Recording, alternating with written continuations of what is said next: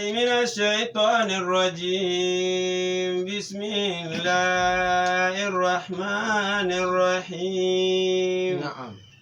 يا أيها الناس اتقوا ربكم الذي خلقكم من نفس واحدة وخلق منها زوجها وبث منهما رجالا كثيرا ونساء واتقوا الله الذي تساءلون به والأرحام إن الله كان عليكم رقيبا. الحمد لله والصلاة والسلام على رسول الله. adúpẹ́ fọ́lọ́run alhamdulillah tó tún mú wa rí ojúmọ́ tòní àtàwa àtẹ̀yìn gbogbo tó pọ̀ tó kù tá a lò láyé Ọlọ́run má jẹ́ á fi ìbànújẹ́ lò. àmín. atọrọ ìkẹ́ Ọlọ́run fún òjíṣẹ́ ńlá ní Muhammadu sallallahu alayhi wa sallam. gbogbo àwọn sàhábà rẹ̀ Ọlọ́run bá ní yọ́nú sí wọn. àmín. àwọn tábìínà Ọlọ́run mọ́sá bá ní yọ́nú sí wọn. àwọn tábìínà lahum Ọlọ́run bá ní yọ́nú sí gbogbo wọn. àmín. tó ìdórí àwọn àlùfáà wa tó ìdórí àwọn òbí ẹnì kọ̀ọ̀kan wa Ọlọ́run bá ní yọ́nú sí gbogbo wọn. àmín. àwọn tó kù tí ń bẹ láyé fún wa Ọlọ́run járí wọn pẹ́. àmín. wọ́n fi wọn pa wá lẹ́kún wọ́n fi wọn bà wá nínú jẹ́. bàbá wa Fàhámù Gbẹdẹmukẹ Ọlọ́run dákun mọ́ jẹ́ bàbá náà rárẹ̀. àmín. gbogbo ẹ̀yin bàbá tẹ wà nílé mo fi bàbá Fàhámù mo fi kí mo fi ṣàdúrà fún yín Ọlọ́run jàtúbọ̀ tán yín ó dáa. àmín. la ilaha illallah. àmín. àmín. tọ́ jàmáà mùsùlùmí lọ́kùnrin lóbìnrin tí ẹ tó ń gbọ́ wa lórí ètò Manahijul Khairi lọ́sàn-án yìí a kíra wa pé a kú oríire Olúwa tún sún wa kẹ́rẹ́kẹ́rẹ́ ó tún sún wa dé àkókò àforíjìn ó sún wa di àkókò tọ́lọ́run lòun foríjìn gbogbo ọmọ ẹ̀dá ènìyàn àkókò náà là ń lò lọ́wọ́ yìí tí ń túmọ̀ sí pé àkókò òpin parí kege ìkẹ́ àtàánú Ọlọ́run lórí ọmọ ẹ̀dá ènìyàn àdúrà bára wa dúpẹ́ Ọlọ́run dákun jẹ́ kí àánú Ọlọ́run náà kọ́lọ́n fàánú rẹ̀ bá wa lò. àmín. kí ó sì fi àforíjìn rẹ̀ bá wa lò. àmín. ọlá Qur'an al-Karim. àmín. lálùbáríkà pé inú àkókò tá à ń lò lọ́wọ́lọ́wọ́ yìí àbùkátà àwọn iṣẹ́ olóore àbùkátà àwọn iṣẹ́ tó ṣe wípé tá a bá ṣe ìlọ́po lẹ́san rẹ̀ fún wa àbùkátà ká ṣe nínú lákòókò yìí torí pé a ti bọ́ sí àwọn al-ashr al-awakhir min Ramadan àwọn ọjọ́ mẹ́wàá gbẹ̀yìn tánàbí ló àwọn òru mẹ́wàá gbẹ̀yìn tánàbí ló lóore ju gbogbo òru ayé lọ ká tó wá yọ Laylatul Qadri nínú rẹ̀ léyìí tánàbí ni ẹ máa wà ní kò sọ́jọ́ kan pàtó kì í ṣe pé tàìmọ́ kọ́ àmọ́ ó fẹ́ ká wá ká gbìyànjú ká ṣe ìbádà ká ṣe pẹ́pẹ́ fúrú ká ra ọ̀rọ̀ àṣẹ sọ́lọ́run ká jìrè bẹ̀ sọ́lọ́run ló ṣe ní ẹ máa wá torí pé ànábì ló ń rí àwọn bẹ́ẹ̀ nǹkan la fẹ́ lọ lónìí iṣẹ́ olóore èyí tá a rí wípé láwùjọ wa gẹ́gẹ́ bó ṣe já sí pé ètò tí Manahijul Khairi lòun fẹ́ ṣe nínú oṣù tọdún yìí nínú Ramadan ọdún yìí náà ni pé báwo ni ìdílé báwo lẹbí yóò ṣe máa bẹ nínú àlàáfíà báwo ni ìdílé wọn ó ṣe máa bẹ nínú ìbùkún Ọlọ́run orí Ọlọ́run báwo ni wọ́n ṣe máa tẹ̀síwájú pẹ̀lú òfin Ọlọ́run nílànà Ànábì Muhammad sallallahu alaihi wasallam. eléyìí òun ló mú wa lọ síbi silatu rahimi okùn ẹbí nígbà tá a ti sọ̀rọ̀ gbéyàwó a ti sọ̀rọ̀ bó bá fẹ́ kù díẹ̀ káàtó áwọ̀ a ti sọ gbogbo ọ̀rọ̀ báwo lọ́lọ́wọ́ ṣe ní ká ṣe tó ìṣẹ̀mí ayé lọ́kọláya àwa ni àkókò tá a wà yìí àkókò tẹ́nìkọ̀ọ̀kan wá nídìí àánú Ọlọ́run ní silatu rahimi ìsokùn ẹbí pọ̀ ká má jẹ́ kí okùn ẹbí ọjà nínú tí máa dùn mọ́ Ọlọ́run bá ní lálùkùránì tí àáfàá mi fi wọlé pé yá ayyuhan nasu. يا أيها الناس اتقوا ربكم الذي خلقكم من نفس واحدة. Olúwa ni mo pe ẹ̀yin ọmọ ẹ̀dá ènìyàn ẹ̀yin onígbàgbé ẹ̀dá mo pè yín ọba tó dá yín ẹ páyà rẹ̀ ẹ páyà Ọlọ́run ọba tó dá yín látara ẹ̀mí kan ṣoṣo ìyẹn ànábì Ádámà nígbà tó dá Ádámà tán. وخلق منها زوجها. ó dá nana Hawa ìyá ńlá wa ó dá nínú ẹ̀fọn tá a ha ànábì Ádámà ni àwọn méjèèjì ló wá jọ wá dá ló wá fi wọn sálẹ̀ Jánnà ló ní ká máa gbé bẹ́ẹ̀. وبث منهما رجالا كثيرا ونساء. pẹ̀lú àkọọ́lẹ̀ Ọlọ́run lórí wọn pé orí ilẹ̀ ni wọ́n gbé Olúwa padà dá wọn padà sórí ilẹ̀ ayé wọ́n dórí ilẹ̀ ayé basa minhuma rijalan kathiran wan nisaa olúwa wa tara àwọn méjèèjì yìí ibẹ̀ ni gbogbo ayé ti wá dìde gbogbo tí ń jẹ́ ìran ènìyàn láyé ara Ádámù àti Háwà wò ni. Naam. واتقوا الله الذي تساءلون به والأرحام. Ọlọ́run wa ní ẹ páyà Ọlọ́run alladhi tasa'aluna bihi ọba tẹ́ ẹ máa fi ń bẹ̀rẹ̀ yín ẹ páyà Ọlọ́run tọ́rọ̀ bá fẹ́ dàrú láàrin ayé mo fọlọ́n bí ọ dákun ṣàánú mi wo tọ́lọ́ mọ́ mi là wal arhama Olúwa ní ẹ tún páyà okùn ẹbí ẹ má jẹ́ kókùn ẹbí ẹ já ẹ páyà ẹ sá fún jíjà okùn ẹbí látọwọ́ yẹn mọ́jọ́ já. Inna Allaha kana alaykum raqiba. torí pé Ọlọ́run ọba tí ń ṣọ́ wa lọ́wọ́ lẹ́sẹ̀ ni ọba tó rí wa tán ó rí kọ̀kọ̀ ó rí gbangba wa ó wá ní ìta fẹ́ lò nínú àyà ẹni pé ittaqul arhama Olúwa ọ̀pọ̀ ọgbà lọ́pọ̀ ààyè tọ́lọ́run ó bá sọ̀rọ̀ bí wàá sọ pé ní ẹ bẹ̀rù èmi Ọlọ́run yóò tún ẹ bẹ̀rù okùn ẹbí ẹ̀sìn èmi Ọlọ́run yóò sọ fún yín pé ní ẹ tún ṣe dáadáa sí àwọn tó bí yín ẹ ṣe dáadáa sáwọn ẹbí tẹ́ tara wọn jáde ẹ ṣe dáadáa sáwọn ìdílé tẹ́ ẹ ti jáde ẹ má ṣẹbọ pẹ̀lú mi yóò ní ẹ tún ṣọ́ra níbi ṣíṣe níbi ìjà okùn ẹbí ọ̀pọ̀ ayé lÓlúwa ti sọ bẹ́ẹ̀ tó gbogbo ibi tí ń bá ti ń pa wá láṣẹ ká ṣe nǹkan kan fún un yóò fi ti ẹbí àtòbí kún tó bá ń pa wá láṣẹ tí ń lé wa kúrò níbi ìdí nǹkan ẹ má ṣẹbọ pẹ̀lú mi ẹ má yapa èmi Ọlọ́run yóò ní bẹ́ẹ̀ náà ni okùn ẹbí ò gbọdọ̀ tọwọ́ yín bàjẹ́ láti fi mọ pàtàkì tí ń jẹ́ ẹbí ajásí pé ń tẹ́ ẹ lè ṣe sí Ọlọ́run kẹ́ ẹ yapa Ọlọ́run kẹ́ ẹ ṣẹbọ pẹ̀lú Ọlọ́run bó ṣe nípọn tó bẹ́ẹ̀ náà ni kí okùn ẹbí kó tọwọ́ ẹ̀ dájá eléyìí ló mú wa jẹ́ kí a fẹ́ wá fa àwọn kókó kọ̀ọ̀kan yọ àtẹ̀mí àtẹ̀yìn tẹ́ ń gbọ́ mi lọ́sàn-án yìí gbogbo wa náà la mọ ibi tá a kù sí láàrin ẹbí gbogbo wa la mọ bẹ́bí wa ṣe rí gbogbo wa la mọ bí n ṣe ń lọ gbogbo wọn tó bá rí pé okùn ẹbí ó kù díẹ̀ káàtó látọwọ́ mi àbó tiẹ̀ kù díẹ̀ káàtó látọwọ́ ẹ̀gbọ́n mi àbó kù díẹ̀ káàtó látọwọ́ ẹnìkan nínú ẹbí tètè wọ́nà bí ó ṣe sopọ̀ lónìí kílẹ̀ òní ó tó sú. torí pé kí okùn ẹbí ó sopọ̀ àwọn àǹfààní tó wà ń bẹ pọ̀ bẹ́ẹ̀ náà ni kókùn ẹbí ó já àwọn aburú tó wà ń bẹ pọ̀ kò lẹ́gbẹ́ méjèèjì la fẹ́ tètè treat láàrin àwọn wákàtí ìṣẹ́jú tá a níyì. silatu rahimi alamatul iman lágbájá onígbàgbọ́ ni onígbàgbọ́ òdodo ni mùmíní ni nínú tá a fi mọ̀ pé mùmíní ni ọ́ silatu rahimi bẹ́ẹ̀ ìtòkùn ẹbí pọ̀ ẹbí ò gbọdọ̀ já láwọ̀ rẹ̀ a gbọ́dọ̀ rí pé kurukẹ́rẹ́ rẹ ní gbogbogbà lórí bẹ́ẹ̀ bí ò ṣe ní já ńlọmọ gbìyànjú rẹ̀ ara pé onígbàgbọ́ òdodo ni ọ́ ni onígbàgbọ́ náà gbogbo ẹni tó bá fẹ́ kú sí mọ́sálásí àwọ̀ gbọ́ òun títí ẹ̀ gan ju àwọn mọ́sálásí lọ ojú tẹ mọ́sálásí lọ àmọ́ okùn ẹbí ò jẹ́ nǹkan kan lójú rẹ̀ eléyìí ṣe kòkòkò ìmánì rẹ̀ ti láàyè Ànábì Muhammad sallallahu alayhi wa sallam nínú àdéhìí kan tó gùn tí nǹkan ra mú ó ní man kana yu'minu billahi wal yawmil akhir falyasil rahima ẹni tó bá yẹ pé lótìítọ́ àti lódodo ló nígbàgbọ́ pé Ọlọ́run ọba ẹyọ kan ṣoṣo ni kò bí mẹ́nìkan òbí òun nìkan náà sì láásìn tá a gbọ́dọ̀ pa nǹkan mìíràn mọ́ ẹni tó bá nílùú gbàgbọ́ bẹ́ẹ̀ fàlẹ́ tó wá tó nígbàgbọ́ pé ọjọ́ kan tó ń bẹ tí ń jọjọ́ ọ̀kan yìí tọ́lọ́run ó kó wa jọ síwájú ẹ̀. àròjọ a gbọ́dọ̀ rojọ́ wájú Ọlọ́run tọ́lọ́run ó san ẹnìkọ̀ọ̀kan lẹ́san lórí iṣẹ́ rẹ̀ ọgbọ́n mímọ́ Ọlọ́run ó san ẹnìkọ̀ọ̀kan lórí dáadáa Ọlọ́run ó san ẹnìkọ̀ọ̀kan lẹ́san lórí aburú tó bá ṣe ó ní falẹ̀ yẹ́sìlẹ̀ rahima ẹni tí máa ń bẹ̀rù ọjọ́ yìí yẹ́sìlẹ̀ rahima kó lọ ṣe kí ni kó da ẹbí ẹ̀ pọ̀ ẹbí ò gbọdọ̀ tọwọ́ rẹ̀ já ajásí pé n tá fi gbà pé onígbàgbọ́ òdodo ni ọ́ ìdá ẹkùn ẹbí pọ̀ ńbẹ̀ńbẹ̀ ẹ̀yin tẹ̀ ń gbọ́ mi nílé ẹja máa tara ọ̀rọ̀ Ànábì Muhammad ẹja máa ká máa àṣẹ́ẹ̀sì ara wa sónígbàgbọ́ òdodo ni mí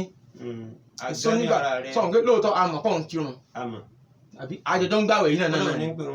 ìwọ la pèrò mọ́sálásí náà àbí bẹ́ẹ̀ kọ́ ni kódà ó ti lọ Mọ́kà ìmọ̀ye ó múra ṣùgbọ́n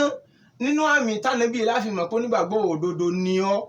ìkànnì ṣé ń bẹ ń bẹ tí ò bá ti sí ń bẹ ajá sí pé ìgbàgbọ́ rẹ ti láàyè ó ti dàbùjẹ́ ǹjẹ́kù náà ẹlẹ́ẹ̀kejì nínú àǹfààní tí ń bẹ níbi ká so ẹbí papọ̀ òun náà ni wípé silatu rahimi sábàbù sílàtì billah ìso ẹbí pọ̀ ni ó mú ni Ọlọ́run wọ̀ mọ́lá Uthmanu síso ẹbí ẹni pọ̀ a máa ṣe àǹfààní a máa fúnni láǹfààní àti rọ́lọ́run wọ̀ tí Ọlọ́run wà ohun àtọ́lọ́run wà dàpọ̀ yóò wá Ọlọ́run rò wọ́n náà pọ̀ mọ́ra rẹ̀ sallallahu alayhi wa sallam anagba Muhammadu jẹ́ kọ́rọ̀ ilé yìí wa sallallahu alayhi wa sallam ó ní Ọlọ́run ọba àlekè ọlá ó dá ẹ̀dá nígbà tó parí ìdá ẹ̀dá tán yányán n tí wọ́n ń jẹ́ rahimi okùn ẹbí gangan olúwa wa fún lọ́rọ̀ sọ ó wá dìde bí ìgbà tọ́mọ èdè ènìyàn dìde okùn ẹbí n tí ń jókùn ẹbí ó wá dìde bí ọmọ ènìyàn bí èdè ènìyàn wọn ló wá ń sọ fọlọ́n pé ní hadha maqamu la'izu bi izzati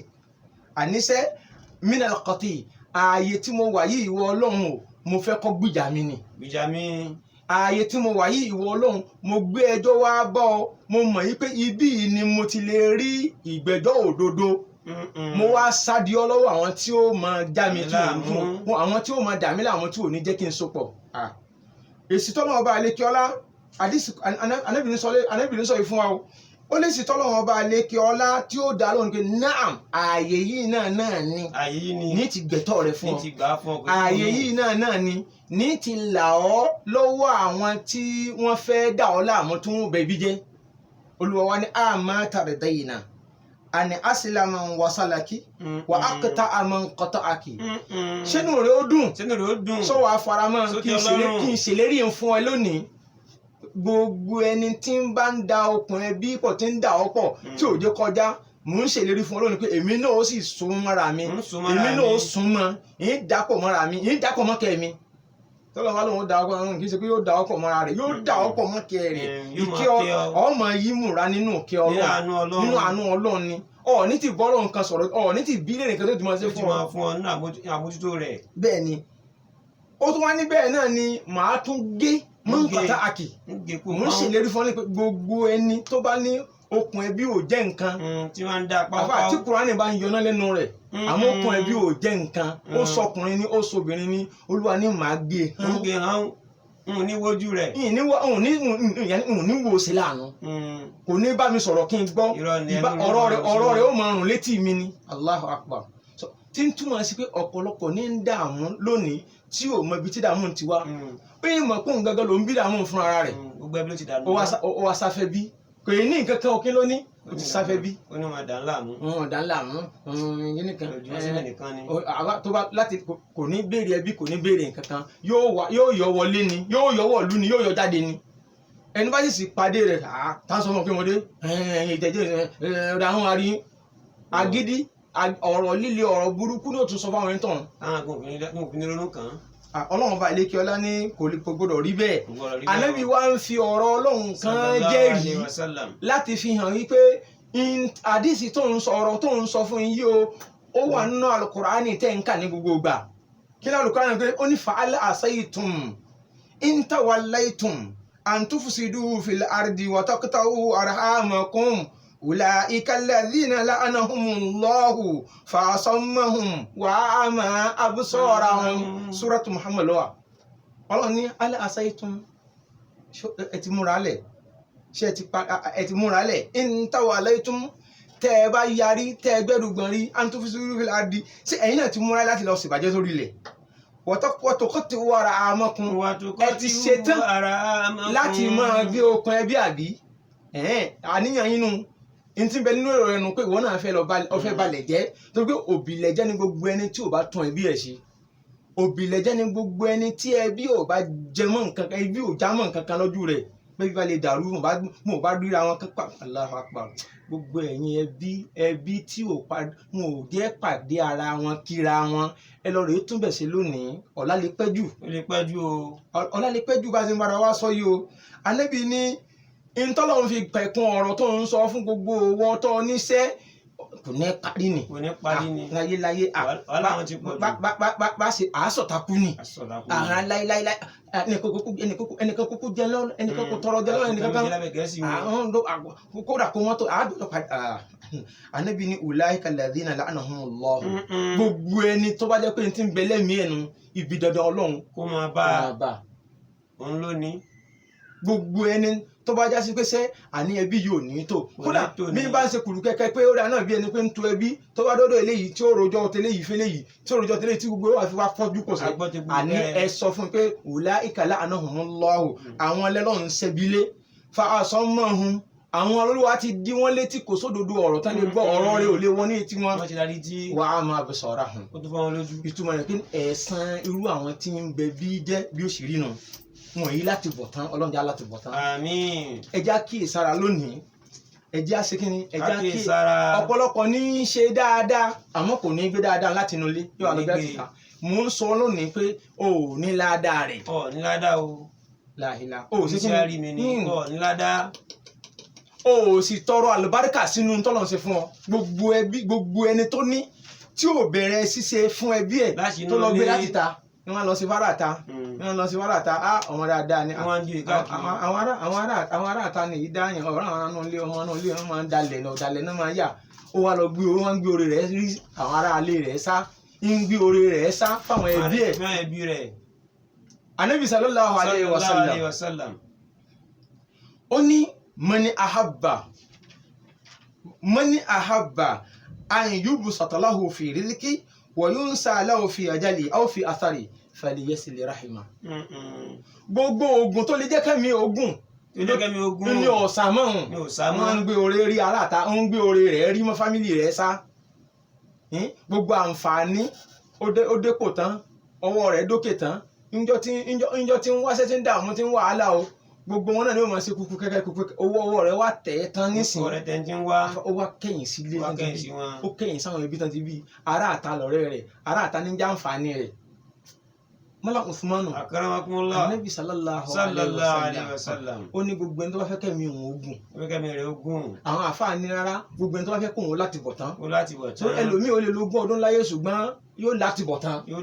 ẹlòmíì ló lo 100 ọdún láyé tó ní láti bọ̀ tán ọkọ ló parẹ́ ni. so ajá sí pé gbogbo ẹni tó bá fẹ́ kóun láti bọ̀ tán kókó rẹ̀ má parẹ́ tí ò fẹ́ kóun parẹ́ àbí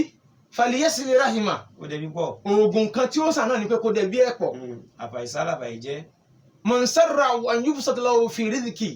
gbogbo ẹni tó fẹ́ kí àlùbáríkà wọnú ṣé òun ọlọ́gbọ́ kó ṣiṣẹ́ kínkín kó wá rí owó tó bọ̀ áyà ó jaburata kó máa dára bí ẹni pé ń ṣiṣẹ́ ní báńkì àbí bí ẹni pé ó ń wú owó lẹ́lẹ̀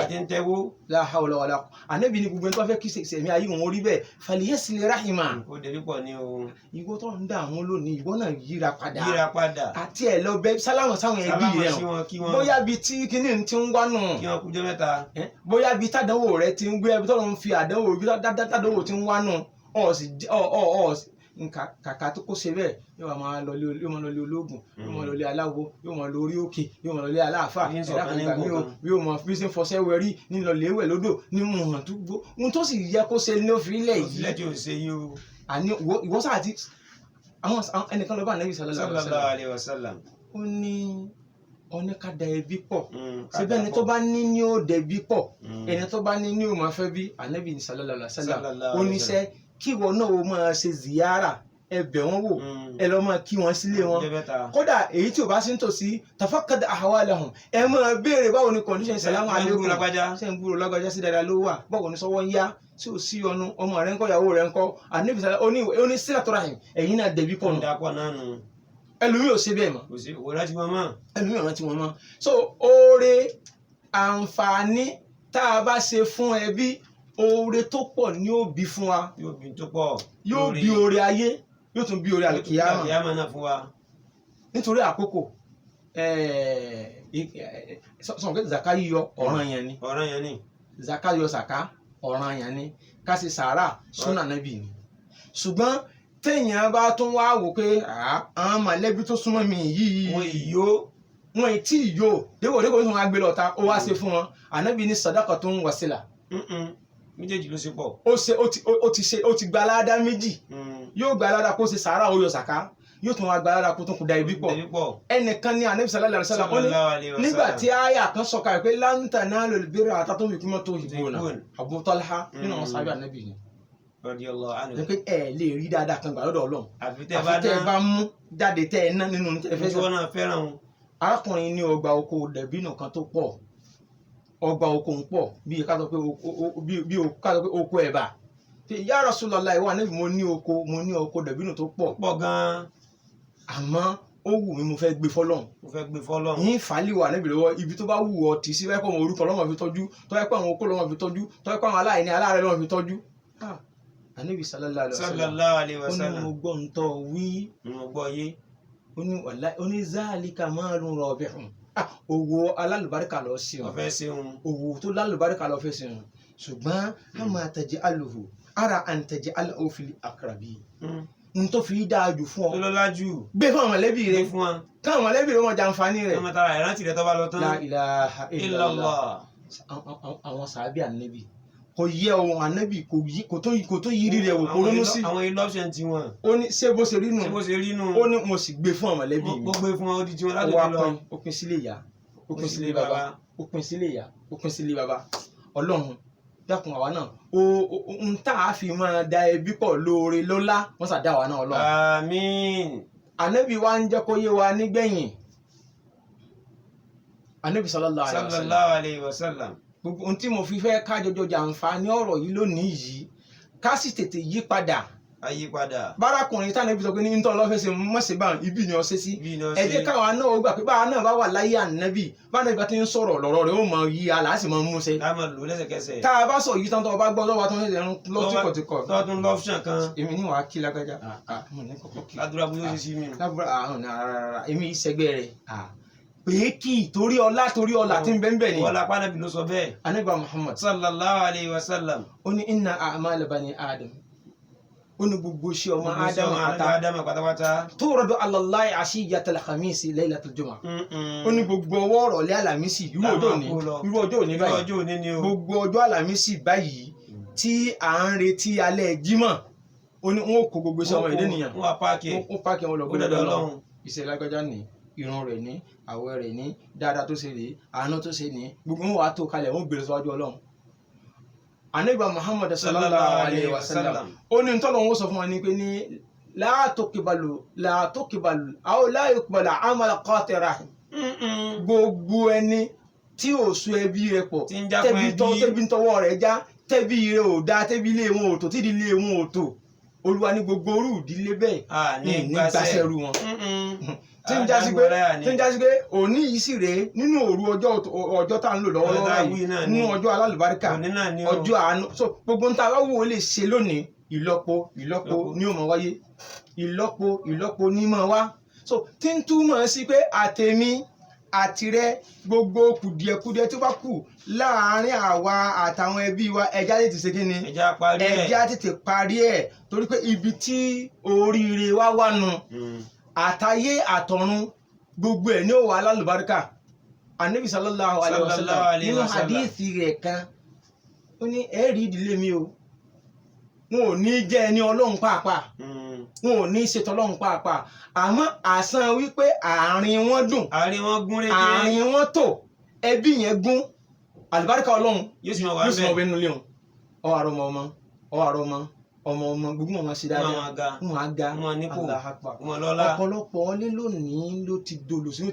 náà ti rẹ́kì ara wọn. wọ́n ti bára wọn jẹ́. ọmọ wa ríbi kan ọmọ oníríbi yà sí ọmọ oníríbi yà sí torí pé wọ́n ń sá fúnra wọn wọn ò fẹ́ ríra wọn sójú ẹ bẹ̀rù Ọlọ́run ìwọ tọ́jú Ọlọ́run ìwọ olórí ẹbí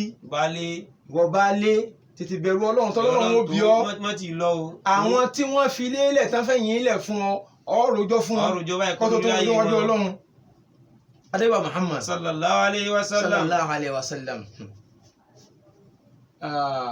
Hadith méjì tó kù ó ní ma min dhanbin ajdara an yu'ajjila Allahu li sahibihi al-uquba nínú ẹ̀ṣẹ̀ téèyàn ṣẹ̀ sọ́lọ́run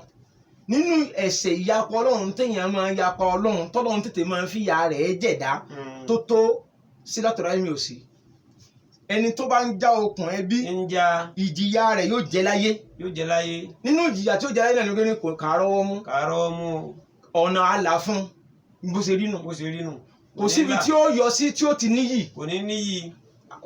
kìí ṣe rọ o sọ pé gbogbo ẹni tọ́lọ́run bá lóun bínú sí ulaika la'anahumullahu ulaika alladhina la'anahumullahu wáyé la'anahumul la'inun.